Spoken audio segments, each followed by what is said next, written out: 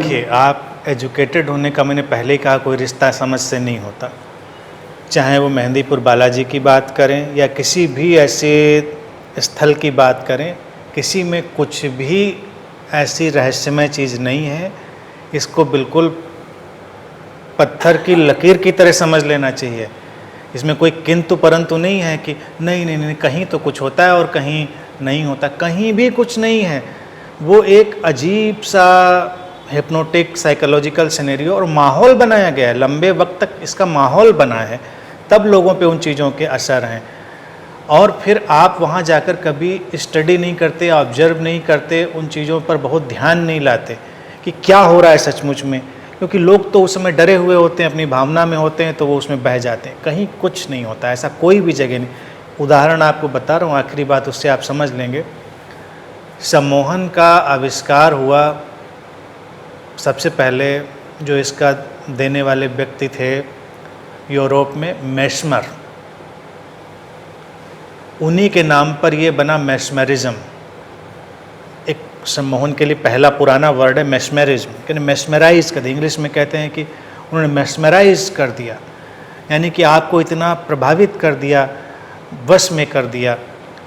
तो वो वर्ड बना था मेस्मर के नाम पे। मेस्मर नाम का व्यक्ति था। उसको मन का ज्ञान हुआ होगा, समझा होगा लोगों ने, और कहते हैं कि उसने बड़ा वातावरण बनाया हुआ था।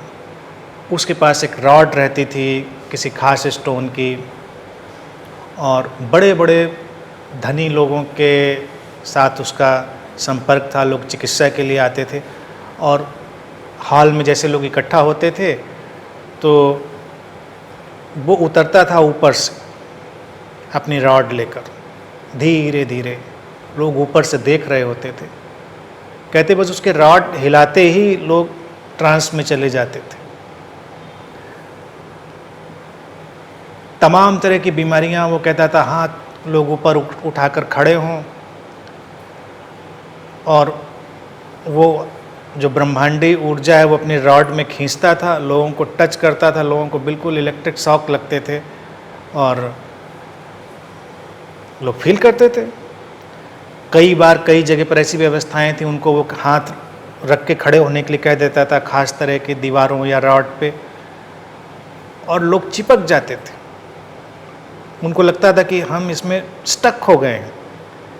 फिर मेस्मर अपनी जादुई छड़ी से उनके ऊपर फिराता था और वो छूटते थे, और उनको लगता था उसी के साथ उनकी बीमारियां, उनकी समस्याएं भी छूट गई।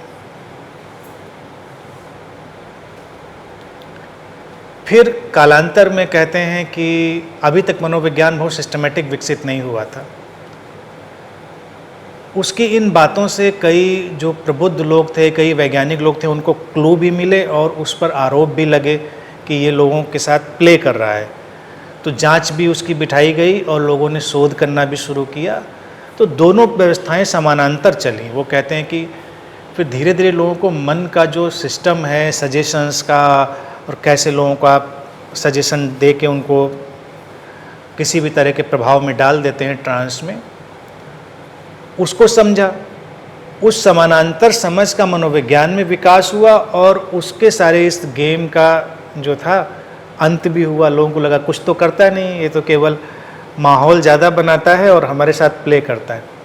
उसके बाद लोगों ने उसके पास जाना बंद कर दिया। जो व्यक्ति राजाओं की तरह रहता था, अब बाद में कहते हैं उसकी मौत भिखारियों की तरह हुई।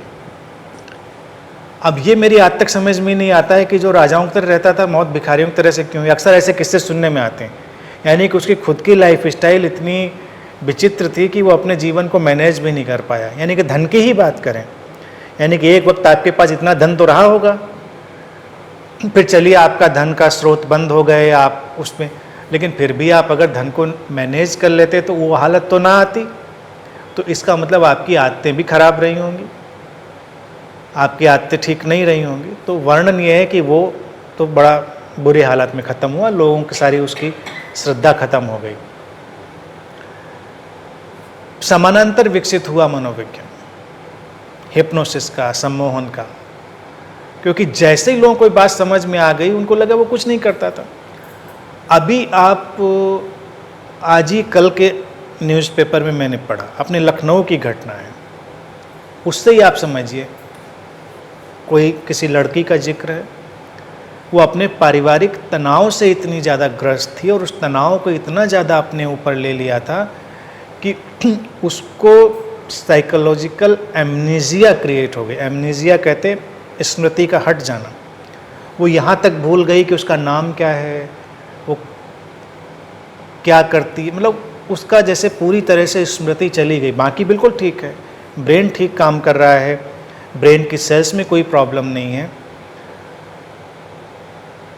लेकिन तनाव और तनाव से उपजे हुए उसके अपने सुझाव इतने ज़्यादा उसके ऊपर हावी हुए कि मेंटल एमनेजिया, मतलब साइकोलॉजिकल एमनेजिया क्रिएट हो गया। तो उसकी काउंसलिंग हुई, उसका काफ़ी साइकेट्रिक ट्रीटमेंट हुआ, तो वो न्यूज़ में ही था कि उसका 60% तक रिस्टोर हुई उसकी मेमोरी। ये चीज़ें हो जाती हैं घर परिवारों में, इसमें न बालाजी और किसी मजार और किसी उसका कोई रोल नहीं है, और थोड़ी सी समझदारी से वो ठीक भी हो जाती है। अगर समझदारी, ये केवल एक काउंसलिंग है, सजेशन है कि ऐसा हो जाएगा। तमाम तरह की घटनाएं लोगों के जीवन में हो रही हैं, इसीलिए धार्मिक व्यक्ति, देखिए मैं उसी को कहता हूँ जो भय और लोभ से मुक्त होकर जिए, निर्भीक होकर, निर्लोभ होकर, तो वो धार्मिक होगा। फिर कोई भी चीज़ उसको न डराएगी ना उसको लुभाएगी, तो उसका कोई शोषण भी संभव नहीं होगा। भाई अगर परिवार की परिस्थितियां खराब हैं तो खराब है, ठीक है, इसमें इतना भयभीत होने की ज़रूरत क्या है। आर्थिक अभाव है तो ठीक है, इतना भयभीत होने की ज़रूरत क्या है। कुछ करिए, कुछ कोशिश करिए, तस्वीर बदलेगी। लेकिन फिर आप सब इन चीज़ों में पड़ जाएं, जादू टोना गंडा ताबीज़, तो आप अलग रास्ते पे निकल गए। परिस्थिति कैसी भी विषम हो, अगर आप भयभीत होना बंद कर दें, क्या होगा ज़्यादा से ज़्यादा? आप मर जाएंगे ज़्यादा से ज़्यादा, इससे ज़्यादा बड़ी बात तो नहीं होगी, ख़त्म बात। आप परवाह नहीं करते। फिर जहाँ खड़े हैं वहीं से कुछ शुरू करिए, वही ध्यान बनेगा, वही कोई अच्छा काम बनेगा, वही आपके लिए रास्ते खोलेगा। तो हम किसी को ये नहीं सिखाते कि तुम जहाँ खड़े हो वहीं से चलो, उसको तो कहीं और दुनिया में हम ले जाना चाहते, कहीं आगे से वो चलेगा। तो ये सारी प्रॉब्लम है। ऐसे लोगों के बीच हम क्या करें, जो आप पूछ रहे हैं वो यही है कि अपना काम करें, अपनी शांति से चलें, आप अपना रास्ता बिना किसी उलझाव के। जब कोई समझ ना रहा हो तो उसको समझाने में अपनी ऊर्जा और अपना बेकार का वक्त नष्ट ना करें, क्योंकि वो समझेगा भी नहीं और आप परेशान होते रहेंगे। आप जीकर दिखाइए, आप जीकर दिखाइए, आप शांत होकर दिखाइए, प्रसन्न होकर दिखाइए, वही सबसे बड़ा मैसेज होगा। इसीलिए मैंने हमेशा कहा है, किसी भी गुरु का जीवन ही उसका मैसेज होता है, उसकी कोई प्रवचन टीचिंग कुछ नहीं, ना उसकी किताब ना उसका कुछ। अगर उसका जीवन उसका संदेश नहीं है तो सब बेकार है। इस तरह से कैसे भी लोग हों, अगर आप उनके बीच में बिना बैसाखियों के सहारे के शांत और प्रसन्न होकर दिखाते हैं तो एक न एक दिन वो भी समझ लेते हैं।